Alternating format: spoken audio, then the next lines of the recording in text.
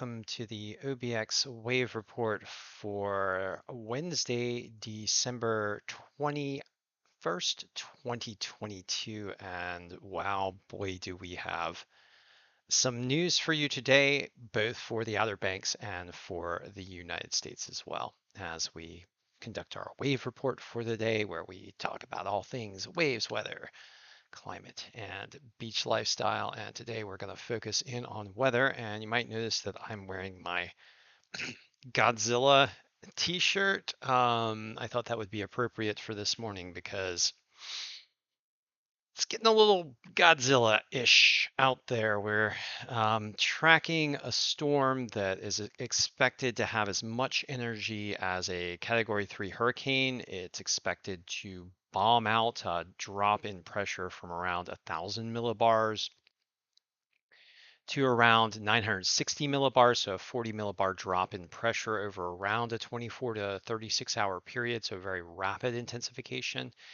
And it's a storm that's going to have multiple components with a coastal low component that runs in ahead of the storm and then just gets sucked into it as it intensifies. Weather forecasters and the major media now have picked up on what we've been tracking now for, I don't know, at least the last few days. And they're just calling it a major weather event. Some of them are calling it a generational storm.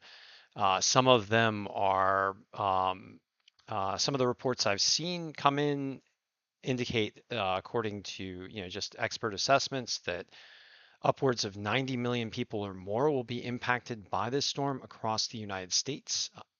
Large swaths of the central US are expected to experience blizzard conditions. And here on the coast, we're expected to see heavy rains, gale force conditions. And down here in the Outer Banks, it doesn't seem like we're going to get the worst impacts. It looks like the worst impacts are going to be further to the north. So a little bit of a opening segue for you guys before we get down into the details. There is one thing I need to correct from yesterday. We did do a little discussion on some clean energy breakthroughs, which have a major impact on the resiliency of coastal communities. And I was talking about the National Laboratories advances in fusion technology. And I accidentally used the word cold fusion. The National Energy Laboratories did not have any kind of cold fusion breakthrough. They used a laser to hit a hydrogen target to cause it to fuse, and it was very hot. But they were able to they got more energy back than they put into the process, which was the major breakthrough. So just a clarification on that before we get into our wave report for today. And starting out with the North Atlantic, as you can see here in the wave model, much of the North Atlantic Ocean is very stormy with significant wave heights ranging over large swaths of the North Atlantic in the range of 18 to 20 feet. In many locations, 15 to 20 feet in most locations. So the North Atlantic out there is very stormy. It's very rough. It's got some big storms swirling around in the center of the North Atlantic just over and over and over again. These large storms have been forming in the central North Atlantic. Today, there's not as much in the way of a very intense center of a storm. There's just broad, stormy, and high wave conditions. The local hotspot in the North Atlantic is just southeast of Iceland, with significant wave heights in the shipping lanes in the range of about 28 feet. And sometimes in those significant wave heights, you'll see waves double that, which is just still huge. And we've got another little hot spot here just out off of Western Europe ways with significant wave heights in the range of 27 feet. The near coastal areas of Europe are still experiencing a very large swell down here into Portugal. 10-foot significant wave heights running into just northeast of Spain, about 13-foot wave heights just in the offshore environment. Just offshore of Ireland, we've got 15-foot wave heights, very significant, and off of the northern UK here in Scotland, also 15-foot wave heights as well. So that's a general picture of wave conditions across the North Atlantic. Moving More to the U.S. East Coast, things are relatively placid here in the Outer Banks in the just offshore environment with 3 to 4 foot waves. And I'll tell you that the wave conditions on the coast are even more placid. It's like 1 to 3 feet for most beaches across the Outer Banks. I think Buxton, which is the big wave spot for the Outer Banks, might have some 4 foot waves coming in there. And we'll focus in on that in a little bit. You will notice this little stormy area here, just off of Georgia and South Carolina, with waves in the range of about significant wave heights in the range of about 12.5 feet. This impulse is one of the progenitors of the larger storm system that is starting to gather now in the western US and is about to sweep into the central US. This impulse here will develop into a coastal low tomorrow and bring gale force conditions to the Outer Banks in a number of locations before getting sucked into the larger low that is expected to form near or over the Great Lakes. And as that happens, the winds are going to start out in like gale force range from the south and southeast, and then they're going to whip around as the low gets sucked into this big thing to the west, very strongly to the west. So the strongest winds we're going to experience here in the Outer Banks, according to the forecast, are going to be coming from the west. So that's a bit of a saving grace for us as far as coastal flooding and beach erosion, although we're still likely to see some of that in the lead up to the major bombification cyclone event centering on the Great Lakes here. So for Thursday, the Outer Banks are likely to see gale force or near gale force conditions. And then for Friday, we're going to see those winds whip around to the west and just be very strong. But that'll, knock down the wave heights and push the water offshore where we are. Now, for the U.S. Northeast and Mid-Atlantic, they're going to get more severe coastal impacts than the Outer Banks, and they're going to see a longer and more powerful duration onshore flow with gale force winds and maybe possibly some storm force winds in some locations. I don't know, maybe we'll see. But in any case, the most of the model predictions I've seen, and we're going to dig into this a bit more, are in the gale force to strong gale force range, and we'll see what the models are indicating as we go into the OBX wave report for today. So a little quick summary of wave conditions across the Atlantic and related weather conditions. We've got this beautiful satellite picture for you guys today from NASA Worldview of the visual satellite picture of the North American environment, the North Atlantic environment, and the European environment with Africa and just the northern tip of South America down here to the south. And as you can see, the clouds are swirling. We've got this impulse here to the south, which is going to be associated with our larger storm system as it gathers over the central and western US. And we've got a couple of lows out here in the North Atlantic stirring things up for yesterday. And moving on to the infrared satellite picture for the present hour, we see the stormy conditions off the US East Coast with some of the impulses moving offshore, and we expect this system to refire in the near coastal region here and start to trek to the northeast today as we get another impulse of moisture coming in and instability. And here to the north and west over the Rockies and the northern plains region, just south of Canada, is our major frontal system and low pressure system that is expected to swoop down into the central US and form a bomb cyclone here in the near the Great Lakes region, sucking up this energy from the Gulf of Mexico and the Atlantic. And I'm going to get into some of the climate dynamics for this storm. We're calling, some of the forecasters are calling this a once in a generation event, but we've got a lot of energy out there in the climate system due to warmer than normal ocean temperatures. And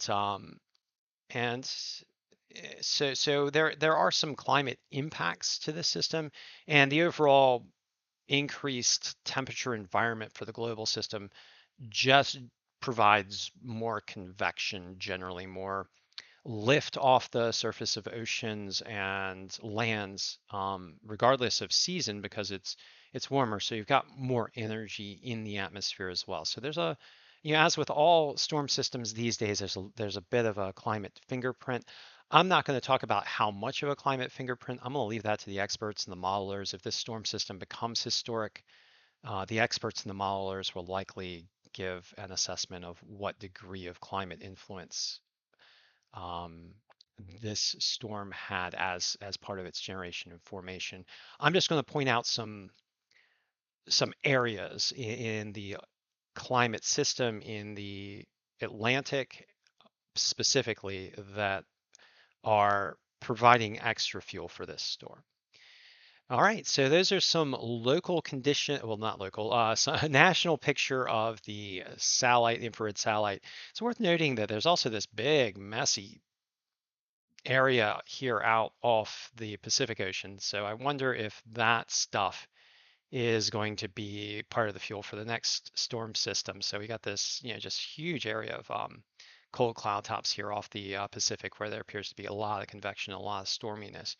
And this moisture flow running out over the Pacific and the Gulf of Mexico and the southeastern US over those warmer than normal ocean environments is still ongoing. Now, moving on to our local picture here for the Outer Banks, I'm going to provide you with 3 sites with some local wave conditions and talk a little bit about how that's expected to change over the coming days.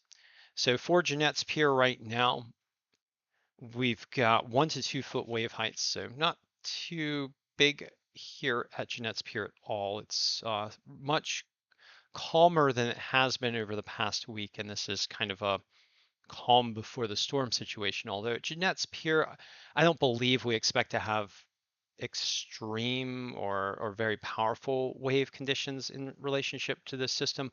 We'll see how things line up, but I think in the forecast we're looking at maybe um, 3 to 5, maybe 4 to 6 foot waves. We'll see. But right now it's much calmer. And so the 1 to 2 foot waves are coming in with a primary period of 6 seconds and a secondary period of 13 seconds. Winds are out of the northeast at 16 miles per hour, which is an onshore flow with this northeast cant to the coastline.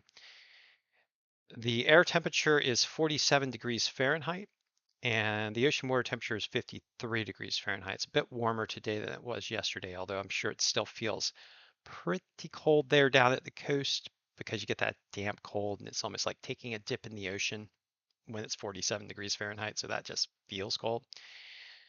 Weather conditions are mostly sunny. We've got a few clouds about, but not a lot. Most of the clouds have retreated off to the south in association with that system that is expected to develop over Thursday.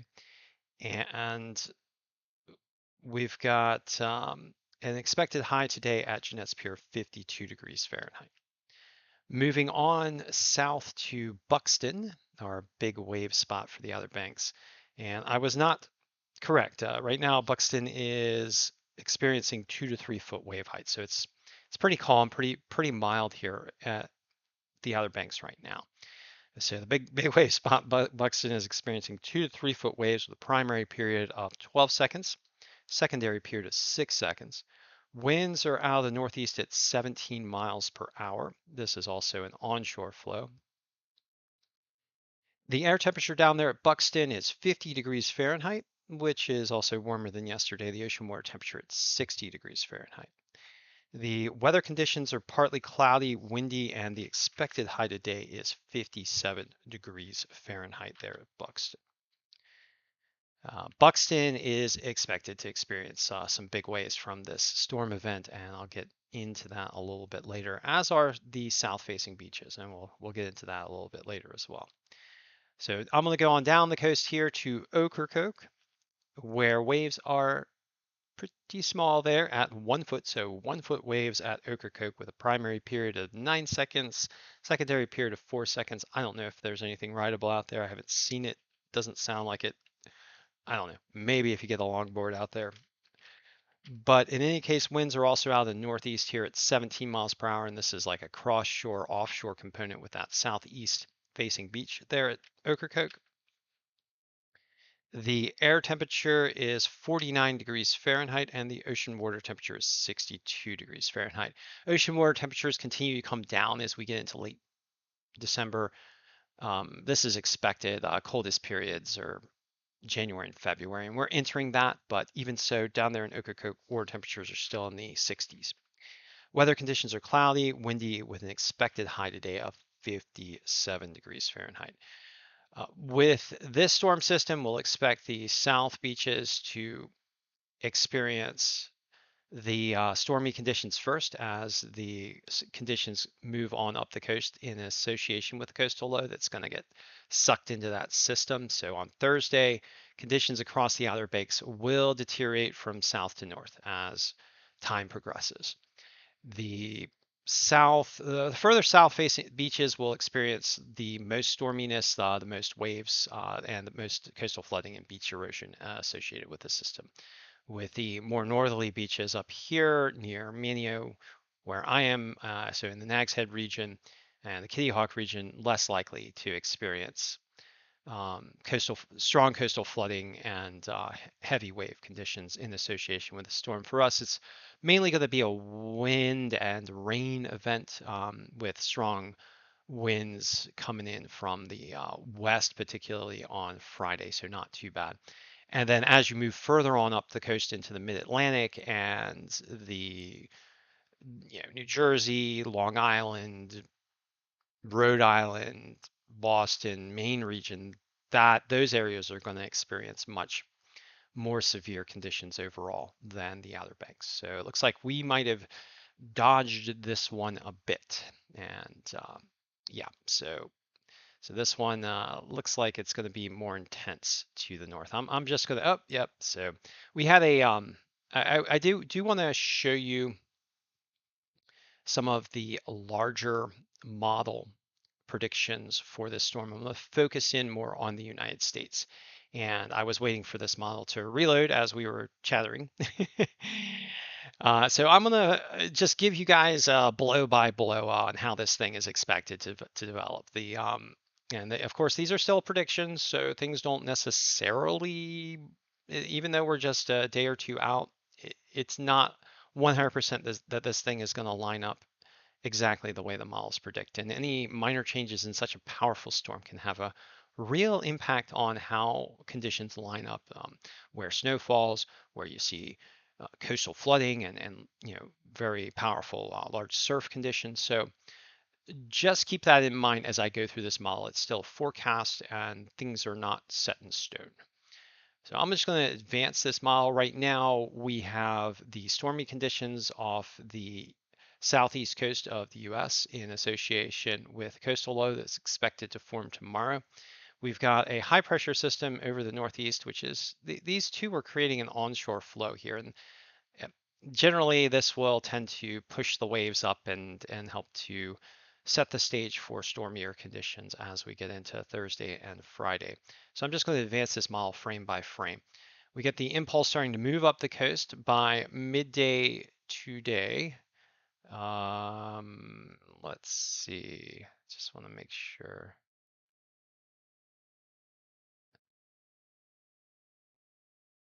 And as that occurs, you have your low pressure system and your snowy conditions dropping in across the Rockies and the Plain states.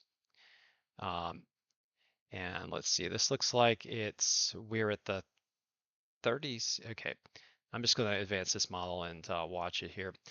So as the low pressure system drops in, we have this coastal low beginning to develop here off the South Carolina and Georgia coasts. The coastal low strengthens, providing some strong conditions, gale force or near gale force conditions into early Thursday, late Wednesday, early Thursday. And the trough is really starting to dig in across the central US.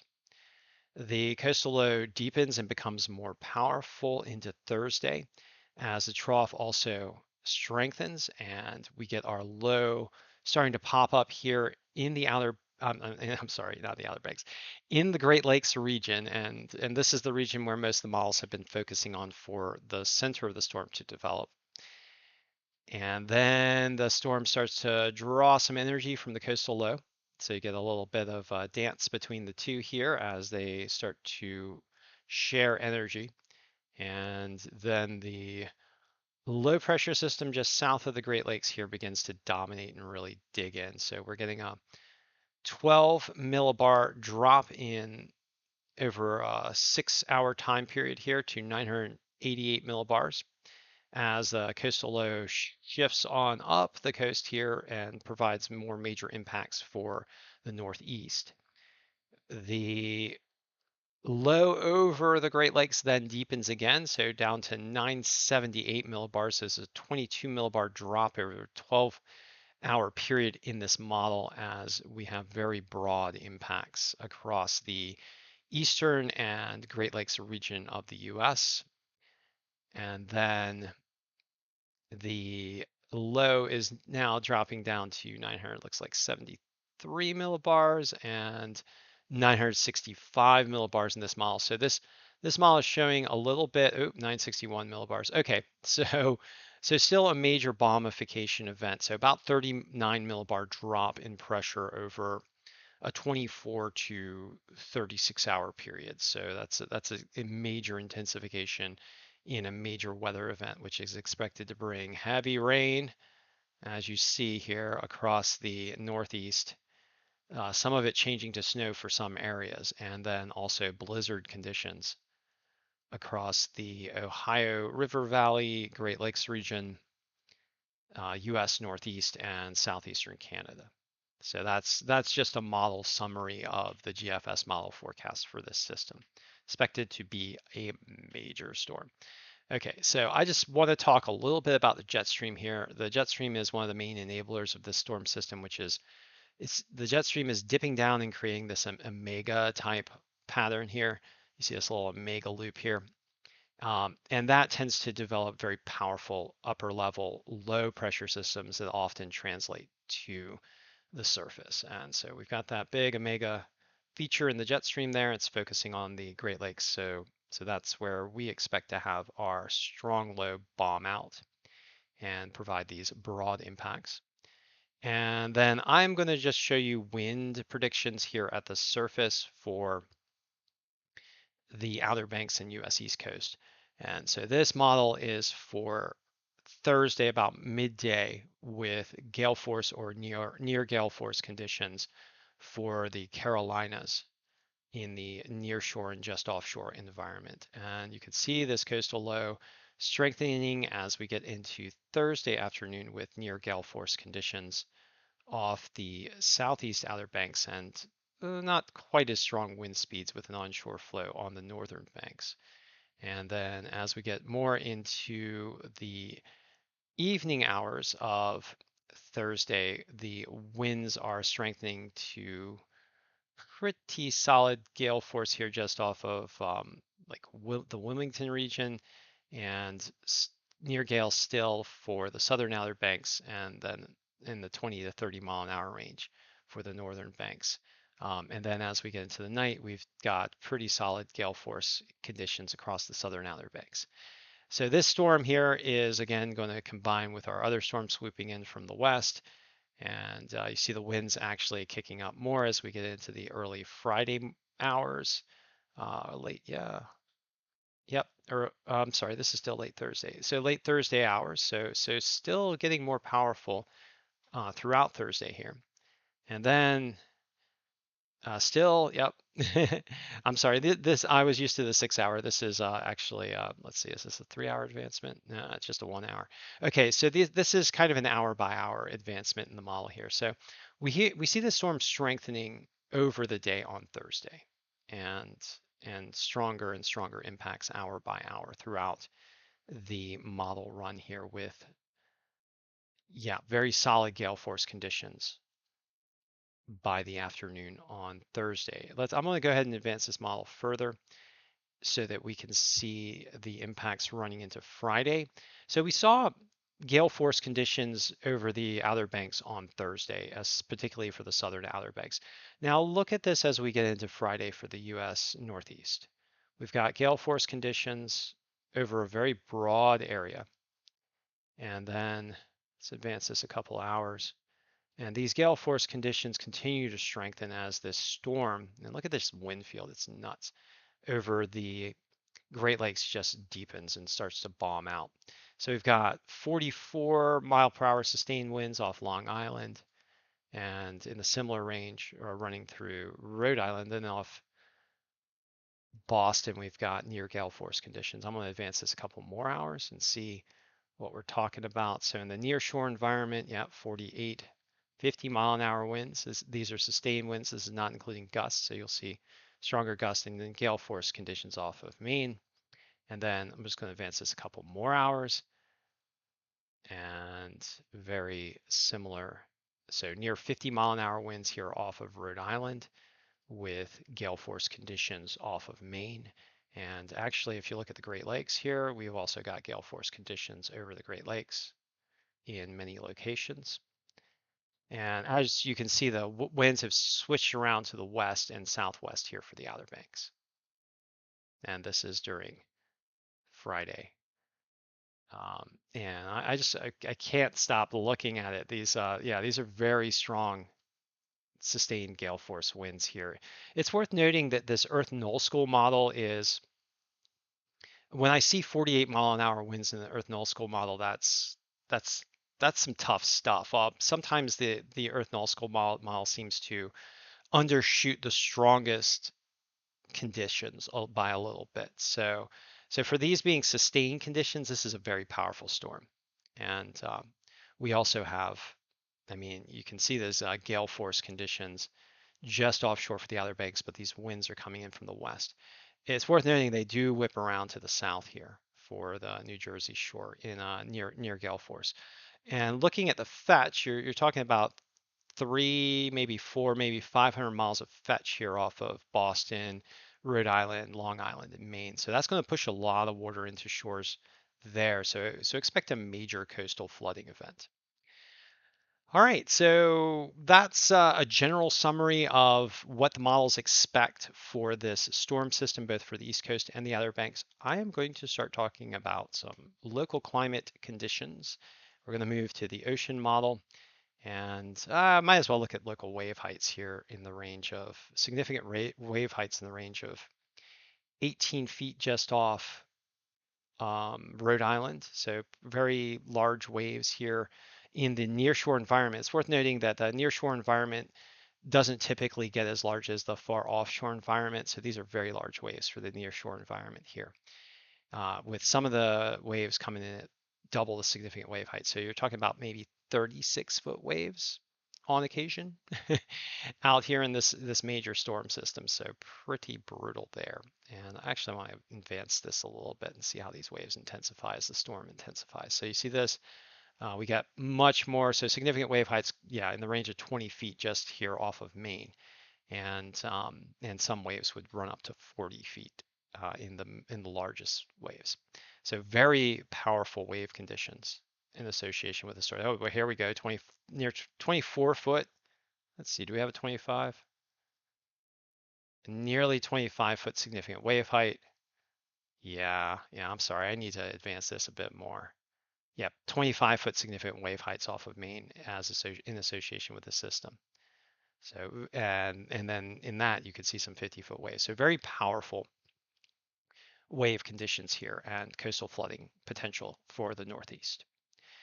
So moving down onto sea surfaces, I want to look at the sea surface temperatures at present. We're going to put in the currents because the currents are prettier. We're going to pull out the waves. Here we go. And we're going to go to sea surface temperatures. Just look at this. This is pretty cool. Just looking at the currents, this does show you the Gulf Stream, and these are velocity measures, and so you can see how fast the Gulf Stream is moving here, all the way up. And it's just it's a very interesting visual. But we're going to go down to sea surface temperatures and just look at some ocean temperatures. I'm going to move to Fahrenheit because we are kind of Fahrenheit bound here in the United States. So about 76 degrees Fahrenheit, I'm sorry, yeah, 75.6 degrees Fahrenheit off the eastern seaboard of Virginia in the Gulf Stream here. We've got also 76. We also have 76-degree Fahrenheit in the Gulf Stream off of the Outer Banks. Moving down here in the Gulf of Mexico, we've got sea surface temperatures in the range of 79 to 81 degrees Fahrenheit, so very warm. Let's put this into context by looking at the anomaly model. So sea surface temperature anomalies off the US East Coast, these are deviations from the normal. In the nearshore waters, let's look at, and these are in the Gulf Stream, in the Labrador Current, and in the North Atlantic. Let's just pick a few locations. So in the Gulf of Mexico, we've got sea surface temperature anomalies ranging from around 1 to now we're in Celsius. Let's go to Fahrenheit. So ranging from around 2, maybe 1.5 degrees Fahrenheit. Let's look at something a little bit more average. So about 3 degrees Fahrenheit on the average, and then looking at peaks around 6.5 degrees Fahrenheit. So 2 to 3, maybe, yeah, I'd say about 3 to 6.5 degrees Fahrenheit above normal for the sea surface temperatures in the Gulf of Mexico. In the Atlantic, just off the US East Coast, around 2 to 5 degrees Fahrenheit above normal.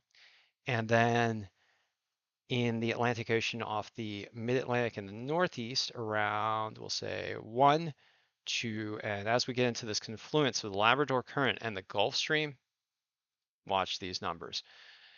So nearly 15 degrees Fahrenheit above normal in some locations in the confluence of the Gulf Stream and the Labrador Current here off the mid-Atlantic and the Northeast. This is much warmer than normal. With these warmer than normal ocean conditions, you get a lot of moisture, a lot more moisture evaporating off the ocean surface, and this is fuel for storms. This moisture is one of the major triggers for the bombification that's occurring here over the Great Lakes as this big trough dips down and starts to tap this energy, this latent energy in the form of moisture and heat over the Atlantic. And so there's clearly an interplay going on between the cold here coming down in the form of a frontal system and the warmer than normal ocean environment conditions. So there's a little bit of a climate fingerprint summary. I'm going to leave it to the experts to determine how much for this system, but nonetheless, we have a very powerful storm system developing for the United States with 90 million people affected, and looks like we're predicted to get some blizzard conditions for the near Great Lakes region and for parts of the US Northeast. And along the coastlines here, we're expected to see gale force conditions, coastal flooding, and severe rainfall here in the Outer Banks. We're expected to see these similar conditions, but I don't believe that this storm is going to be as bad for the Outer Banks as it will be for, or as intense for the Outer Banks as it will be for the Mid-Atlantic running on through Maine. And last of all, I know we've done a lot of summarization, a lot of talks, a lot of analysis, but I do want to talk briefly about the wave model forecasts for the Outer Banks over Thursday and Friday. And I picked Buxton because Buxton just always goes off. And so it's going to get pretty gnarly here at Buxton. We're expecting to see Thursday gale force conditions. So look at the winds here. So during Thursday, we're expected to see 20-mile-per-hour sustained winds strengthening to 31-mile-per-hour sustained winds at Buxton. So near gale force conditions for the sustained winds, and then gusting into gale force conditions at 39 miles per hour and 44 miles per hour by the noon and 6 p.m. hours. These strong winds are expected to start out from the southeast and then switch to the southwest. And that southeasterly and southerly flow is expected to kick up the waves at Buxton to 10 to 14 feet on Thursday. By Friday, the winds are starting to shift more out of the southwest. And look at these wind speeds at 45 sustained and 65 mile per hour gusts on Friday out of the southwest. Now imagine if those were coming onshore, but those winds by Friday are expected to be offshore. So most of the conditions are pushing that water offshore and pushing those waves offshore. But still, Buxton is expected to get a bit of a wraparound swell, it seems. We'll see how that pans out in the range of 8 to 10 feet on Friday. But just a look at what the wave conditions locally for Buxton are expected to be. For the more southerly facing beaches, I think that the conditions there will tend to, maybe we'll probably get more in the way of beach erosion and coastal flooding there in the south facing beaches and places like Frisco and Ocracoke. But I did want to pull this one little piece of the storm system out for you here over at Buxton, which is the big wave place for the Outer Banks. So coming back to a bit of a local focus here for this larger storm system, it's going to get stormy, it's going to get rainy, it's going to get windy here for the Outer Banks, and we're going to see some big waves in some locations. So thank you for joining me for this edition of the OBX Wave Report. We got really into detail this time. I just wanted to give you guys some context for this storm that is expected to develop, this big storm. And please remember to do everything that you can as an individual and as a part of our nation and our global system to help defend our beautiful coastlines from the impacts of human caused climate change driven primarily by fossil fuel burning.